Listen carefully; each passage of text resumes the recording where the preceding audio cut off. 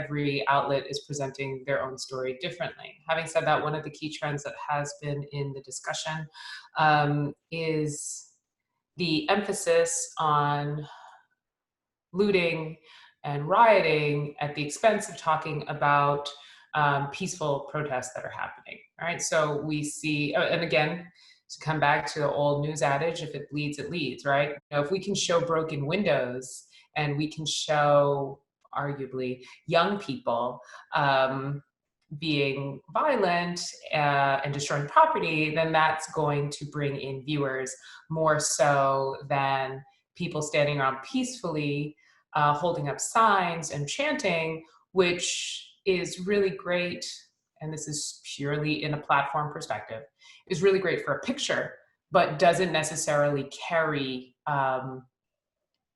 video. There has been an emphasis and a lot of coverage on the rioting, the looting, the destruction of property, but that's also being focused at the focus on that is at the expense of peaceful protests and engaging with people who want their messages to be heard, right? And I think this is really important because the fact that certain content gets more coverage, thereby driving the discussion, is part and parcel of the conversation where people feel that non-violent protest is not effective.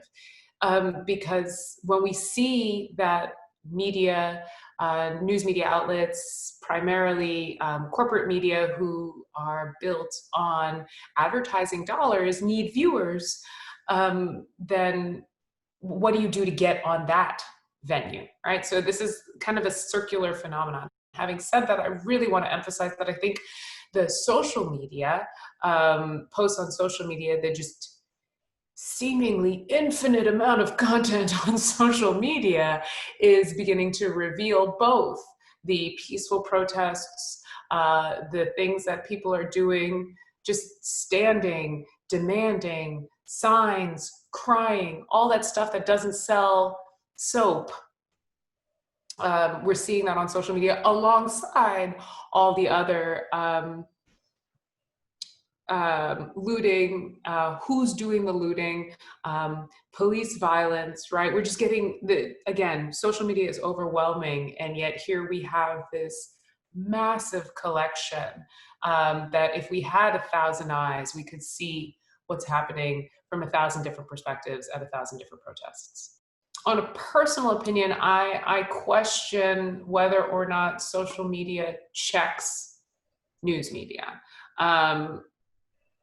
We see a massive disconnect in generations between where you're getting your content from. So unless you're watching both pieces, this checking isn't happening, right? You're basically consuming two different sets of content, resulting in conversations that talk past each other.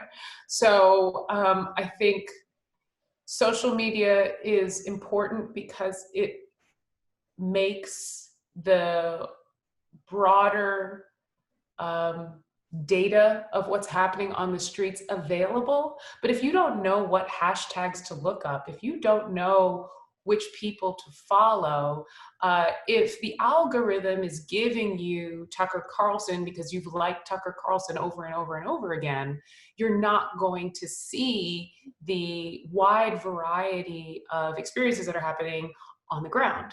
I say I'm protesting police brutality, and somebody else says, well, why are you and your friends rioting? Like the purpose of what I've said, I am protesting police brutality. The immediate counter to that is, I believe in protests, but I think that the rioters are going the wrong way.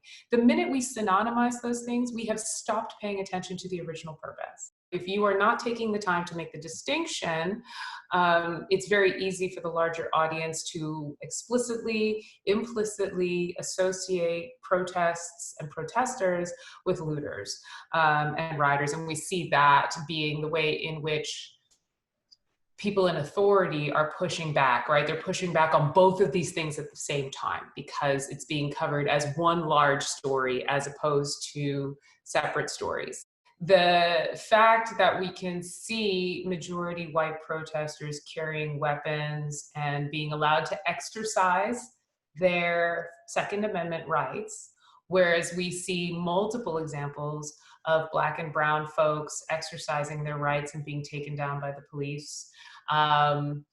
That people even without weapons, Black and brown bodies without weapons, are being taken down by the police is evidence of a lot of statistics. It's a demonstration of statistics that the exercise of one's rights, that means you legally can do this thing, are not afforded similarly. So I think, having said that, you can walk down the street and not be arrested for walking while Black, but we see it, right? Over and over and over again. You can sleep in your bed and work as an EMT and ideally should not be shot, but Breonna Taylor was shot in her bed. Bottom Jean was shot by a police officer in his home because the police officer got the wrong apartment, right? So these things that we consider to be the rights of citizens, both constitutional and inalienable, right? The right to life, liberty, and pursuit of happiness. The constitutional rights of the Second Amendment, the constitutional rights of the First Amendment, right? Different people get to practice those rights differently. And I think being able to see the way in which this operates side by side inside of a month is really important for people coming to the awareness of these issues. When this spark hit this tinderbox was bigger than it has been before. And more importantly, everybody saw that this tinderbox has been stoked by the highest voice in the land. Former Secretary Mattis said that this is the first president in his lifetime to try and divide us, whereas every other president of his lifetime, regardless of party, has tried to bring us together, right? We're seeing that the voice from the top has a side and has had a side from the very beginning, right? And that drumbeat over and over and over of which side you're on is different than before. We see that the government's voice, as embodied by a single man, is incredibly loud. And therefore, each and every one of us need to shout as loud as we can in order to combat the great Oz behind the curtain.